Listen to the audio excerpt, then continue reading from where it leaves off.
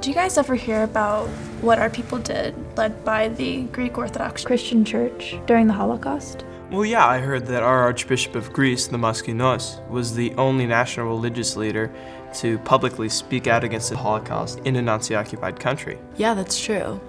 Have you guys ever heard what the Metropolitan Christosimos of Zakynthos did during the Holocaust? Yeah, following the Nazis asked for a list of all the Greek Jews. Instead of following the Nazis' instructions, they gave them a letter with only 2 names on it, the Metropolitans and the mayors. Yeah, my yaya told me that 1 out of 10 Greeks died resisting the Nazis, some of them for just hiding Jewish families.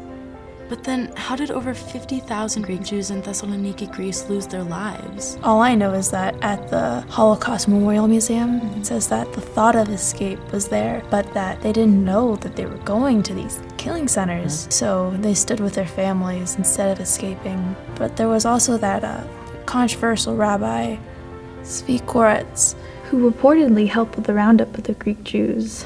And of course, there were some Greek Orthodox Christians who lacked both courage and conviction. Actually, that brings up a very interesting question. What would I do if I was faced with a horrible decision like that? It's got to be hard to make. I wonder if my faith in philotimo would win out. Wait, you said philotimo. What's philotimo? Philotimo is a pretty cool Greek quality.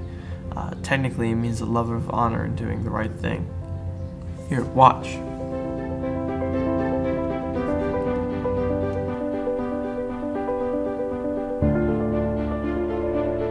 Philotimo could be translated as love of honor or respect for honor. Compassion and generosity. To rise above pettiness and trivialities.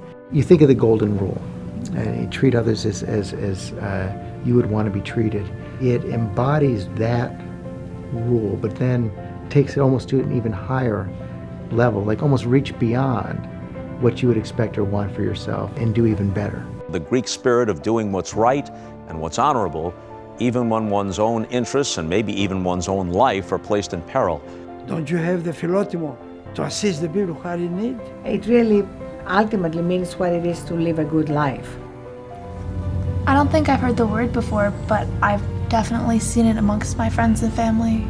Well, I think that his Orthodox Christian faith and his philotimo caused Archbishop of America Iakovos to be the highest-ranking religious leader to risk his life by joining the call of Dr. Martin Luther King in Selma, Alabama. Well, I mean, I guess that I might face some of the choice that our Archbishop had to make, but I don't think that I'm going to face the horrors that they faced during the Holocaust. Fortunately, I wouldn't be so sure. Watch this.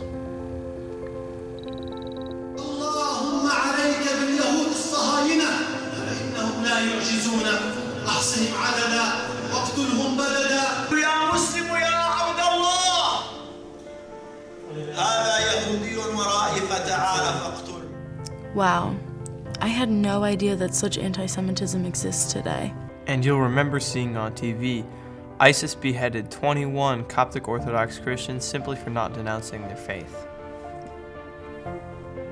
Even by ISIS's murderous standards, a new video the militants have just released is indeed horrific. It is a video that purports to show the beheadings of 21 Egyptian Coptic Christians.